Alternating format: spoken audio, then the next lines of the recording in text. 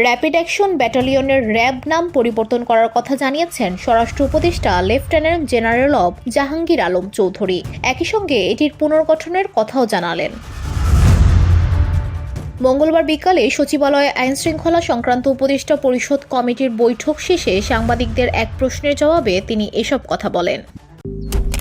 Malaysian প্রযুক্তিতে তৈরি অত্যাধুনিক cleaning machine modern vacuum cleaner যে কোনো ধরনের ধুলো ময়লাকে পরিষ্কার করে ঘরকে করে তুলুন চকচকে ও আকর্ষণীয়।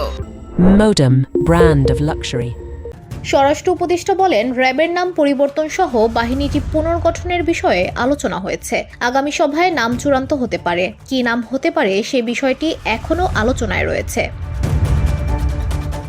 2004 সালে পুলিশের বিশেষায়িত ইউনিট হিসেবে র্যাপিড অ্যাকশন ব্যাটালিয়ন র্যাব গড়ে তোলা হয়েছিল শীর্ষ সন্ত্রাসী, দাগী ও দুর্ধর্ষ জঙ্গি দমনের উদ্দেশ্যে। তবে পরবর্তীতে বিভিন্ন মানবাধিকার লঙ্ঘনমূলক কর্মকাণ্ডে এই সংস্থার জড়িত থাকার অভিযোগ ওঠে। এসব অভিযোগে আওয়ামী লীগ সরকারের আমলে র্যাবের ওপর নিষেধাজ্ঞা দেয় যুক্তরাষ্ট্র। এদিকে অন্তর্বর্তীকালীন সরকারের গঠিত গুম সংক্রান্ত তদন্ত কমিশনের ভাষ্যমতে গুমের যে 400টি ঘটনা বিশ্লেষণ করা হয়েছে সেখানে 172টি ঘটনায় র্যাবের সম্পৃক্ততা পাওয়া গেছে।